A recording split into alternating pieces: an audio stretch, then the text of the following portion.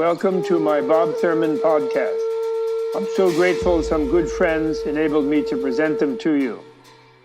If you enjoy them and find them useful, please think of becoming a member of Tibet House US to help preserve Tibetan culture. Tibet House is the Dalai Lama's cultural center in America.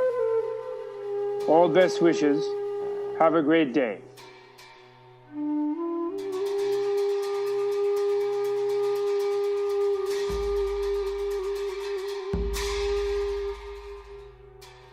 This is episode 11, Buddhism 101, Meditation and Realization.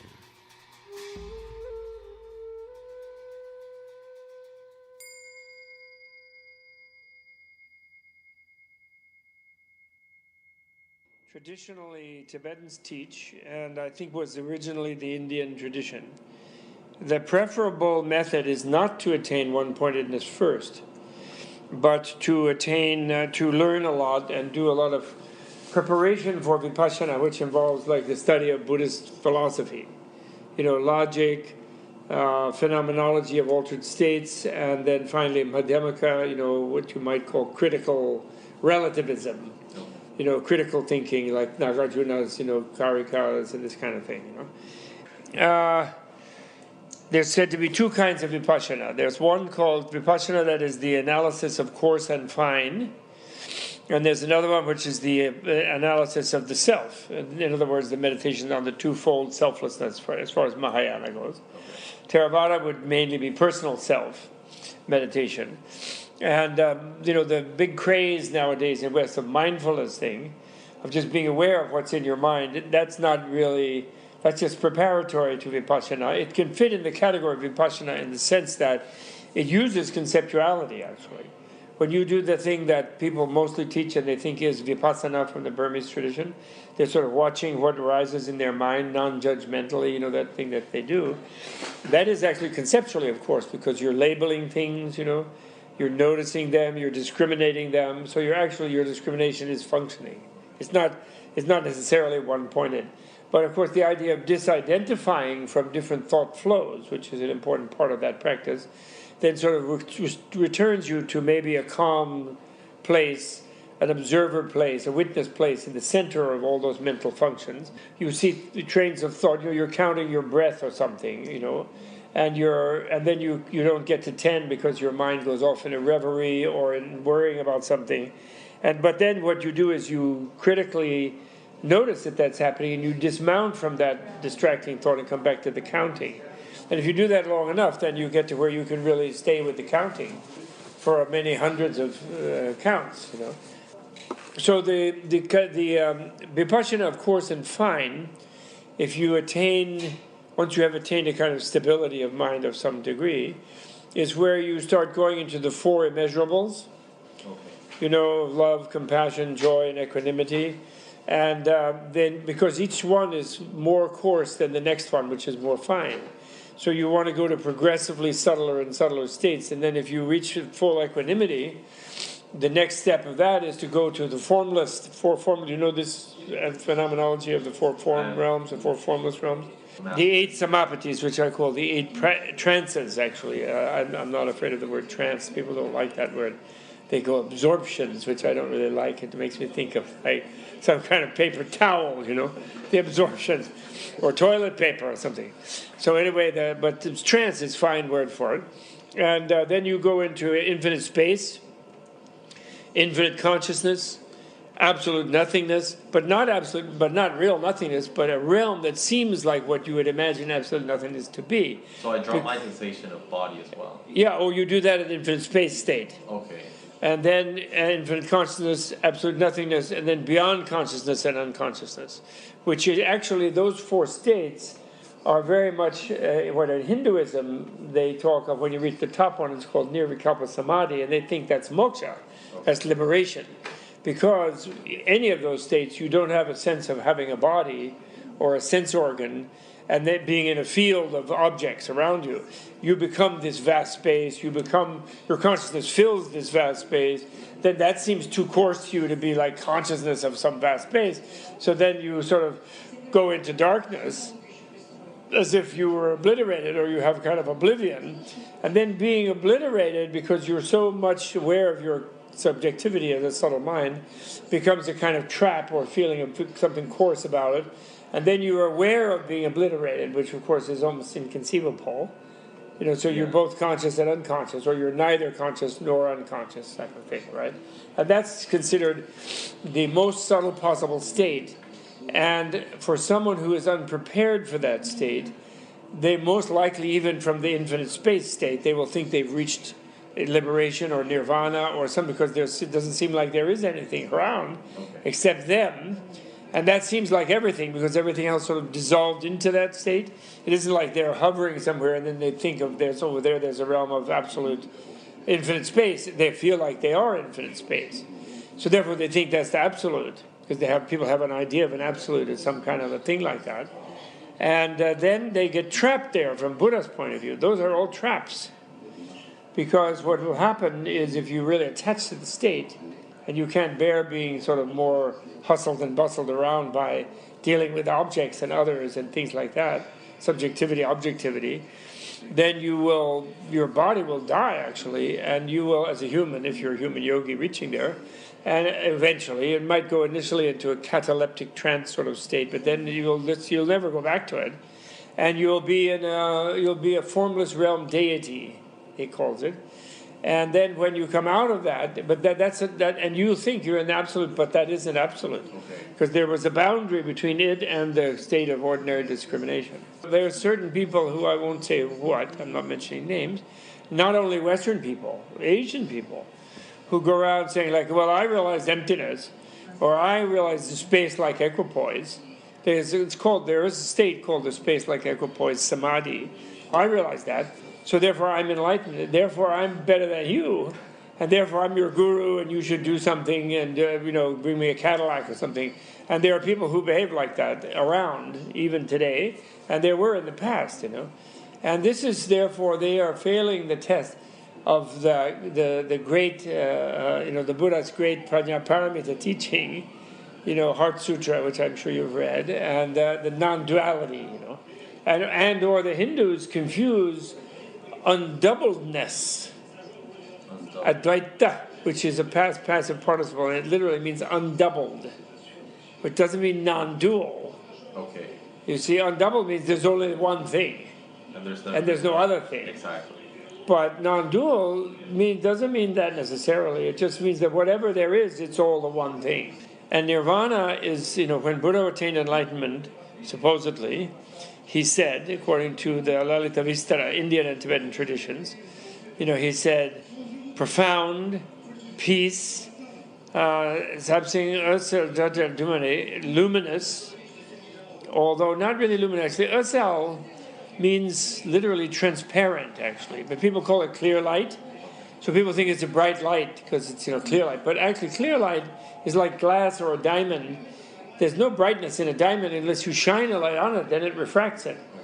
But transparent is actually what Asal means. And it's the analogy for it is not sunlight or moonlight. The analogy for it is a gray twilight. Okay. So in other words, a non-dual kind of light that is neither dark nor light, where there's no shadows of anything, because everything has its own light in it, so it's all transparent. Okay.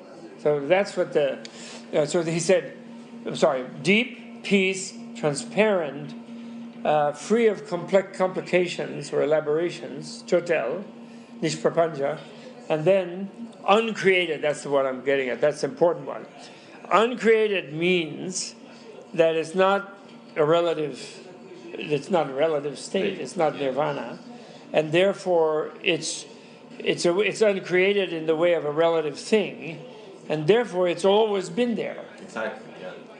So it's not newly attained, and the attainment of nirvana is therefore like one of those things that you must have had happen to you in your life, but anything that's happened to us is only an analogy, so it's imperfect. It's not complete, but it's still a very useful analogy when you sometimes learn something, and then once you do, you'd say, oh, I really always knew that, but I wasn't paying attention, or I didn't really give it credibility, or I ignored what I sort of knew, but now that I learned this, I realize I always knew that. Okay. Do you know what I mean? Sometimes that happens. So that's the ultimate one of those is nirvana. So therefore, it's not a new state of being some vast thing with no thing in it. That's why Buddha says there is no attaining nirvana, and there's no not attaining nirvana. He'll also say that sometimes, especially when he's really bearing down on the deep profound, which is prajnaparamita, no transcendent wisdom. He says there's no attainment and no non-attainment. That's very important, very important. So what I'm trying to say is that the two types of vipassana, that you use your newfound concentrative abilities, which may not still be complete shamatha, because complete shamatha is not momentary. Complete one-pointedness, when you reach it, you can stay 3 or 4 hours with like a blue dot in your mind without wavering from the blue dot. Like really a trance, real trance. Is a sense of time? There's no sense of time. Okay. And you're just nailed on that.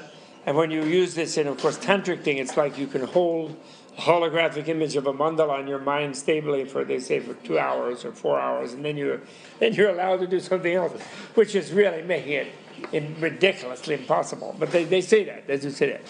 And so that's the coarse and fine one. And that is not recommended in the Tibetan and Indian original tradition, the Mahayana tradition, because the danger of taking one of those altered states as the absolute is so great. Why? Because what is the basic ego problem? Now the second vipassana is the vipassana on the self, and on the twofold selflessness, they say. But it is actually what it is twofold means, right, subjective and objective, right? Or personal and phenomenal, as some people say, but phenomenal is the wrong translation, because even nominal selflessness, is even there, like the selflessness of nirvana, the selflessness of emptiness, the emptiness of emptiness, in other words. So subjective and objective selflessness are maybe the best, subjectivity and the objectivity of things.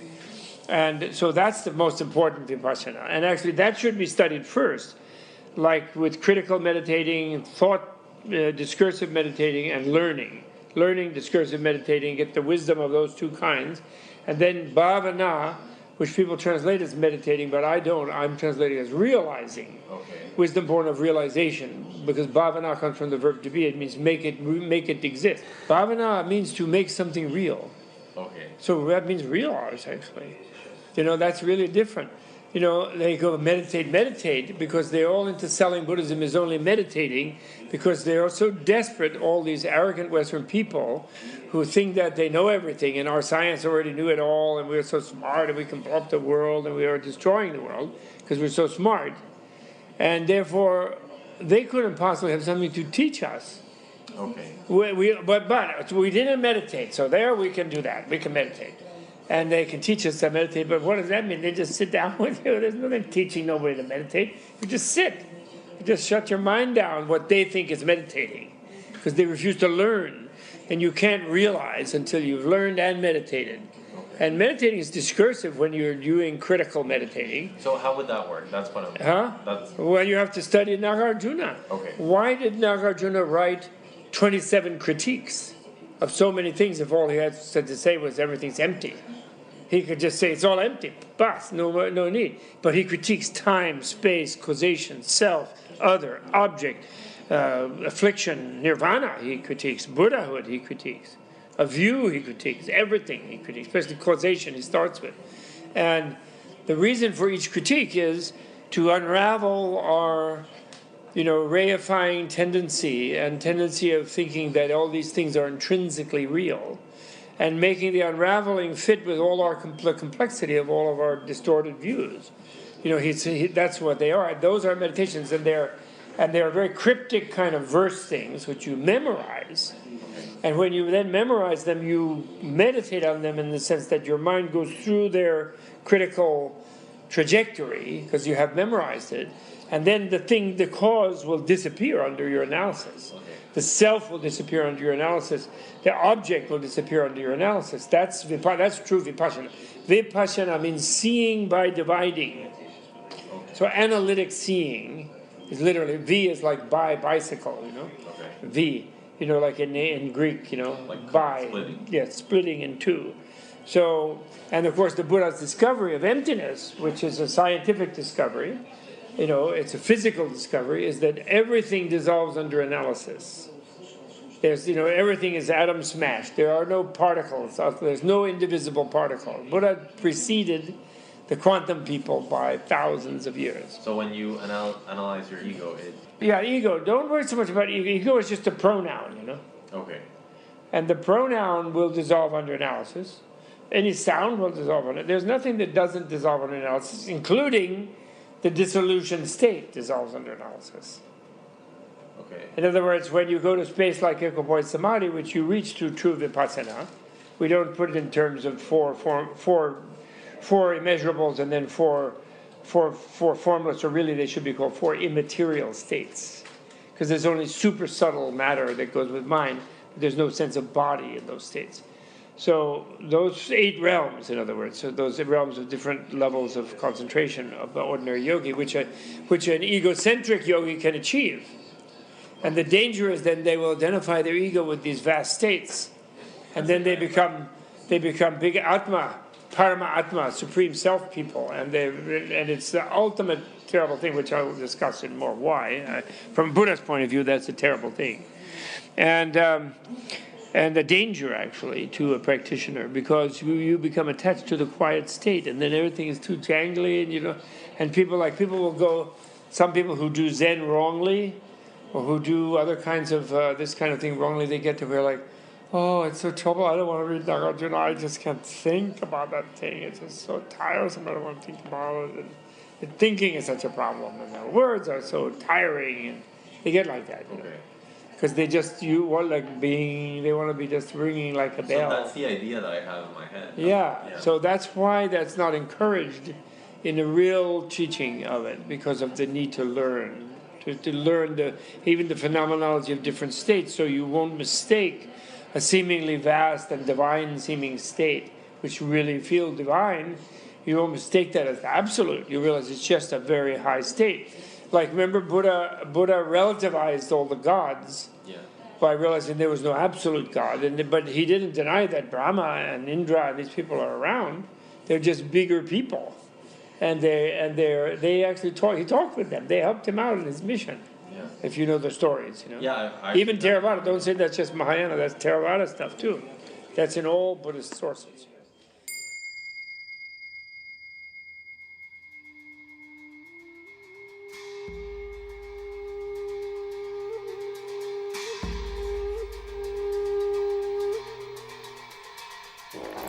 This week's podcast is a selection from the Bob Thurman and Tibet House U.S. member archives. To watch the full video, please visit bobthurman.com.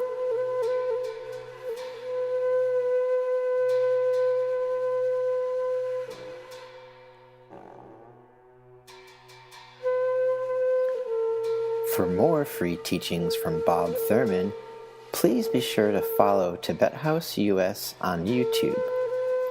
Video versions of classic podcasts are posted weekly. And now back to Bob.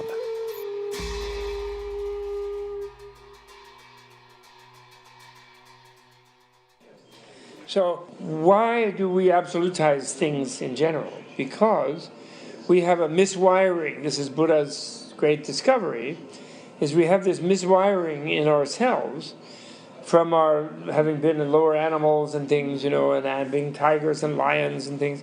And we have this feeling that there's something inside us that is always us and that never changes. And that there's an absolute self in there, an absolute identity, what we call an intrinsically real identity, intrinsically objective identity, that the one thing that Descartes decided he was sure of, even though he couldn't find it, by the way, if you ever read Descartes.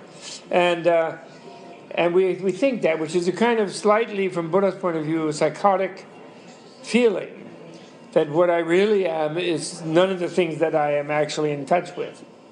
But there's some real me in there but of course we feel, I want to find it, or I'll go and look for it, or I go to a weekend for trying your true self, and I'll try to find it. But actually, that's a sort of psychotic thing, where I'm here and doing all this, but when it gets to be problematic for me, and so I wish I could withdraw into my real self that is unaffected by all of this. That, like when you look at a picture of yourself when you were 15, you feel that you were the same person then as now. There's a feeling. Yes. You don't logically say that because you know every cell changed because of modern science and from your Buddhist studies, but you have a feeling like it's still there's this point of subjectivity, it's the witness point that has never changed, that's always just me. We feel that. And therefore, when people suffer a lot, like in Buddha's time, the shramanas, the seekers, the people who are looking, I call them the vacationers. People say ascetics, but actually they're going to the ashram, because they want to take a rest. What shram means is to take a rest. And they wander off to find a break, to get a break. But what they think they want is to withdraw in this way, to get out of all the suffering, you see, because they're sensitive. Like when Buddha, remember in Buddha's life story, the first two teachers he went when he became a vacationer, a dropout, a seeker, one of them enabled him to reach the state of absolute nothingness, which he learned in a day in the sort of stories because he was so capable. He was prepared. And then he said, no, that's not the ultimate. I'm sorry, even though that guy who was teaching him and the people in that ashram thought that was the ultimate, and those who could attain it, they feel had succeeded. And then the next guy reached that state beyond consciousness and unconsciousness, which actually is the Hindu Turiya, the fourth state, beyond sleep and waking. It's like that state. And he reached that in one day in the next ashram, and then he said, no, I'm sorry, I'm leaving. That's not the ultimate. He rejected both of them, which are hints within what I call dualistic Buddhism, that those kind of states of abstraction, of separation from everything, are not the ultimate. They're seem to be like nirvana, because why? The person with that sense of there being a separate entity that's the real unaffected and unchanging and immune self that's in there. Yeah, so me, the seeker, whoever. Yeah, they feel that that's been proven when they achieve such a state. And they think they've withdrawn into that center of self, you see. So in a way, it's an ultimately psychotic state from Buddha's analysis point of view, you see. So, and then when the Buddha taught dualistic Buddhism, he was dealing with people who were so sure of that they were looking to verify that, and then they achieved a state of meditative trance that seemed to open that as the real solid reality for them. Then they'd be stuck there forever, but luckily, under his hinting and prodding and things, he prevents them from just settling in as an immaterial realm deity for a billion aeons while the universe rises and falls 100 times, but still an impermanent state. And what actually goes is that sense of conviction about there being that separate center in their own being erodes, and they become then more capable of dealing with connectedness of everything. That's why he said, the praticca samutpada, the interconnectedness of everything. Things are only produced relativistically. Everything is relative. Really, he discovered. Emptiness means you discover relativity, actually, meaning that there's no non-relative thing at all, and that there's nothing non-relative about yourself. So that means that there's always a sensation of self and other, or is that also? Well, no. Well, there is a self and other. It's all right if it is an absolute self and absolute other. Actually, okay. Self and other can be people can work it out because it isn't really self and other in that sense. Okay. It's just unreally self and other. But then unreally, sometimes other needs something, self needs something. It goes like that. So non-duality in the Mahayana, therefore, is the Buddha's realization was discovery of that non-duality and the blissfulness of it, and therefore he freed himself from the extremes of absolutism and nihilism, etc. This kind of thing, right? That's all familiar talk to you, right? So to achieve a state of absolute nothingness and feel that state is the absolute is nihilistic. To achieve a state of beyond nothing, beyond consciousness and unconsciousness, and feel that's an absolute state apart from everything, That's also nihilistic, although in a way it's so inconceivable that it kind of leads you into saying, well, actually maybe I'm like that all the time. You know? Okay. Like, for example, so then you get into all these issues of non-duality. And you get into issues that even Buddha doesn't escape from relativity. But what in a way, what is, if you become the entire relativity, is that an escape from it? Well, it is. It's an escape from a sense of anything being oppressive about it. The only reason something might feel oppressive is you feel, I'm a non-relative thing trying to defend myself from relativity. Okay. But if you realize you are the entire relativity, and in a way there's no entire because it's infinite, and that's an endless process, then there's no problem about it, actually. Apparently you feel really blissful when you actually have that achievement, which sounds crazy. It's like your psychotic feeling of separateness has spread itself over everything. Exactly. And you are this everything. And therefore, if you are this everything, and any other in the everything doesn't know it, you do, but they don't. And since they don't, they're really not enjoying being whatever part of everything they are. Then that means a part of you isn't enjoying being what it is. That means all you can do, all you have to do is to try to help that part of you figure out that it's nice. Yes. Right? Yes. That's in other words, that's where wisdom becomes compassion. Okay. Right? And that's my favorite phrase, Dalai Lama's favorite phrase, Atisha's favorite phrase, Nagarjuna's favorite phrase, Shunyata Karuna Garbham. Emptiness and compassion. Karuna is compassion, and Garbha means a womb, or it can be a fetus actually, but it means a womb. It actually, what they think, they run around going Buddha nature, these Buddha nature people. The word nature is actually Garbha. And so it doesn't really mean nature. Garbha means it can be an essence, it can be a fetus, it can be a womb, the womb the fetus is in. Probably because people in ancient time had such primitive ideas of the whole birth process. But I like the idea of womb, the idea that emptiness really then is not a vast space. Like space is an analogy for it, but it isn't, because emptiness itself is empty. So therefore it's full of things. It's relativity.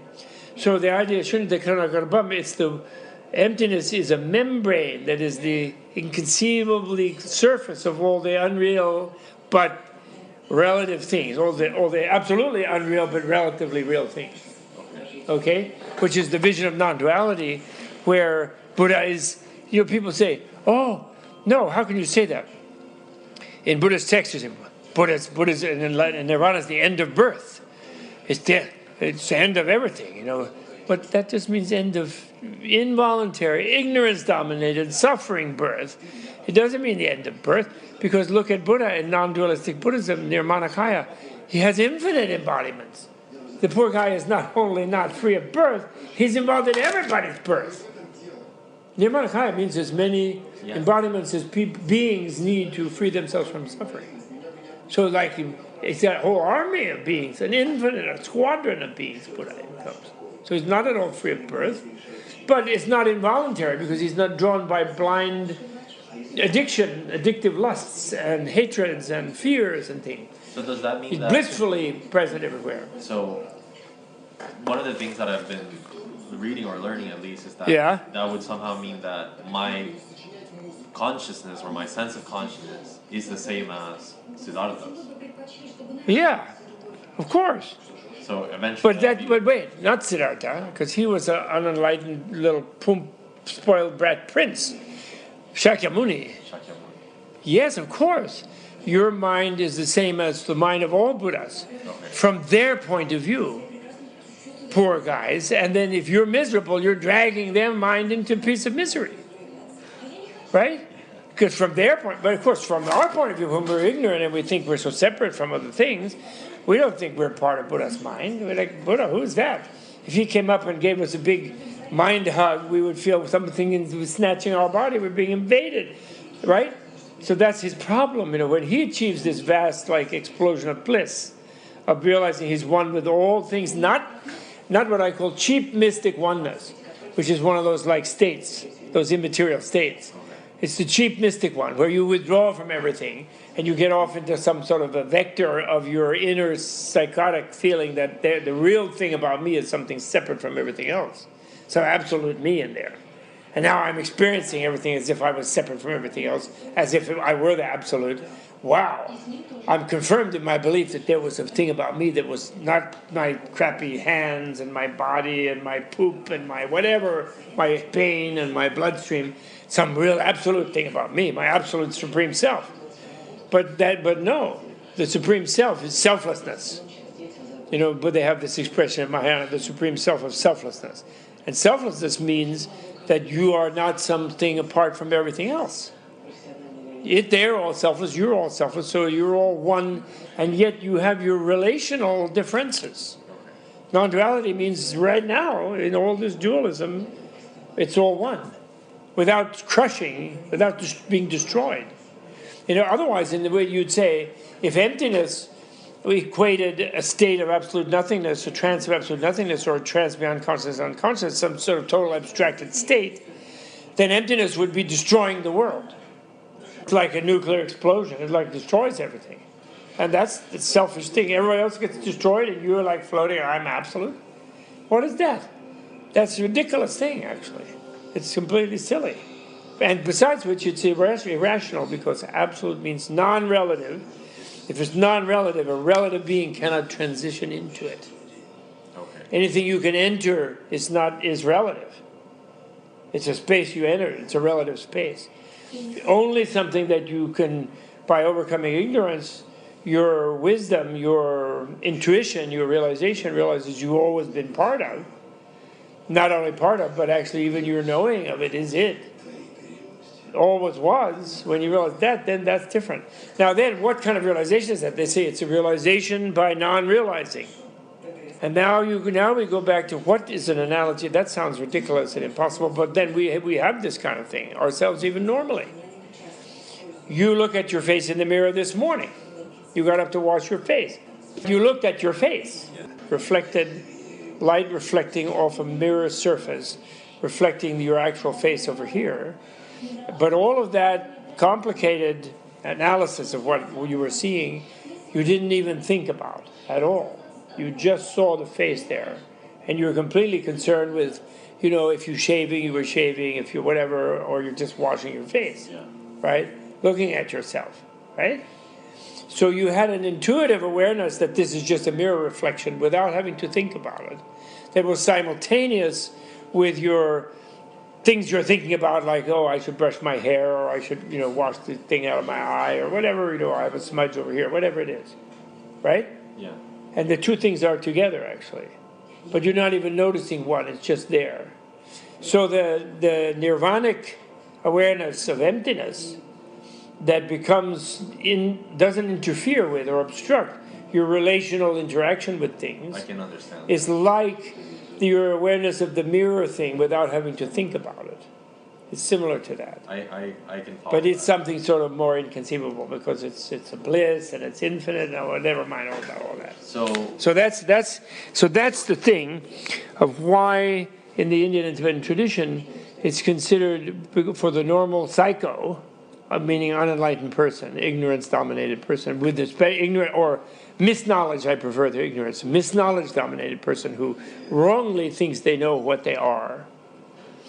Then the too much meditative prowess, before they've learned the critical thing about absolute and relative and all this sort of thing, is like a little bit dangerous for them because they are going to reify a state of self-centered abstraction and separateness and get stuck in it. There's a danger they will, put it that way, right? And think they're enlightened or something. And then a more half-baked danger is the guru danger, where they have an experience of being separate from everything, and then they think that was enlightenment. Then they come out of it because it's not an absolute state, and then they're running around, and then they think, well, when I die, I'll automatically go back there because I now know that's my real state. My real state is I really don't exist, and now I'm running around not existing, and I know I don't exist. And these people's problem is they don't know they don't exist. So therefore, I'm superior to them, and therefore I can do whatever I like with them. And they should behave and do what I tell them. And it doesn't matter, there's no consequence to my doing it because I don't exist. Now that is the definition of a psycho guru. Totally.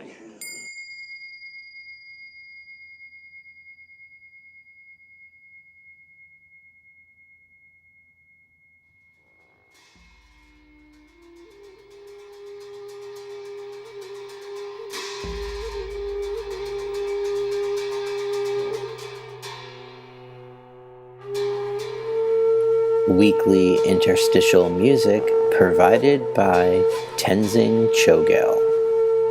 Used with the artist's permission, all rights reserved. To learn more, visit tenzingchogyal.com.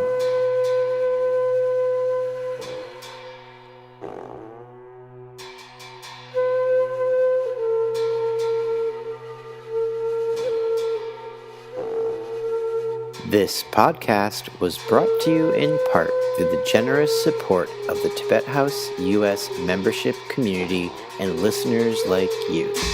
To learn more about the benefits of Tibet House membership, please visit tibethouse.us.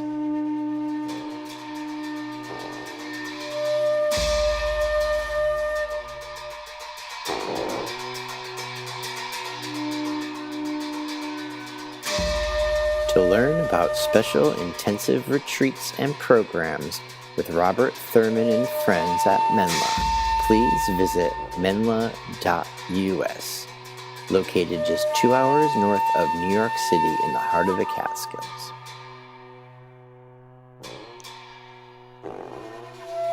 Thank you for tuning in to this week's episode of the Bob Thurman Podcast.